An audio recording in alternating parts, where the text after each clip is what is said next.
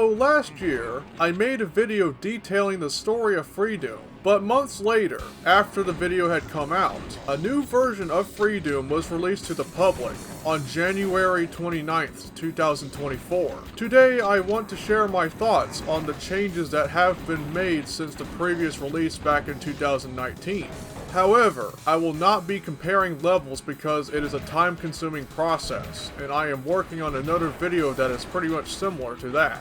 But I will say that in an attempt to make Freedoom compatible with vanilla, certain changes were made to the levels, which is good, given that it was once intended to be a limit-removing EXEC.WAD before somewhat altering its purpose to become an open-source vanilla-compatible EXEC.WAD. While creating this video, I'm currently playing through Phase 2, and I may play through Phase 1 at a later time. I tried to go through the levels in the previous version a long while ago, but I either forgot about it or gave up on it. Let us begin with the weapons, such as the pistol, which has received a more improved design. The pistol is now carried with both hands rather than one. Another significant upgrade is the shotgun. I remember a friend of mine telling me that the previous version of the shotgun didn't actually look like a shotgun, and I had a hard time seeing his point, because I found nothing wrong with it. However, the team may have noticed it and decided to refine the sprite work of the shotgun.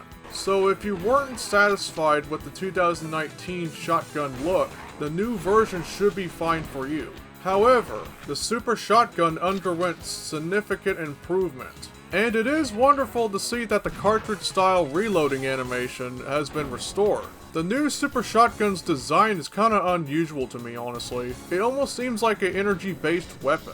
The rocket launcher has seen considerable improvement, as I had earlier noticed in the auto builds. It does, however, resemble some similarity to the bazooka from Rise of the Triad. However, there has been some improvements made to the chain gun, which is good.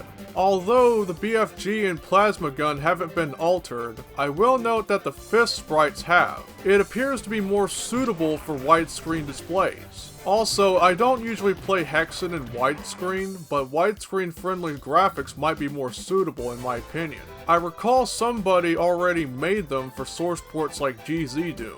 And aside from completely developed projects or random gameplay modifications, I hardly ever work on that source port. I just remained with the more accurate source ports since I've grown to love the vanilla gameplay.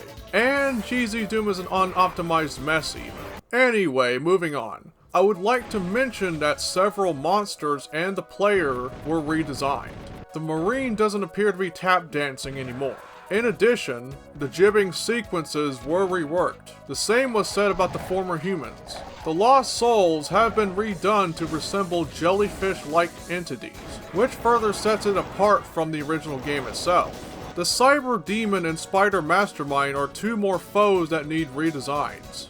It's also a good thing in my opinion that the chain gunner no longer resembles a clone of the player, as this could confuse many players in cooperative multiplayer games. Hell, there is a similar reason why you don't play as a cultist in the initial release of Blood, because it was only a placeholder during development. I could imagine it makes sense for Freedoom. Overall, I think it's a great improvement. However, I would like to make one recommendation, and that would be the sounds for the monsters sounding too alike, making it almost difficult to tell one monster from the other.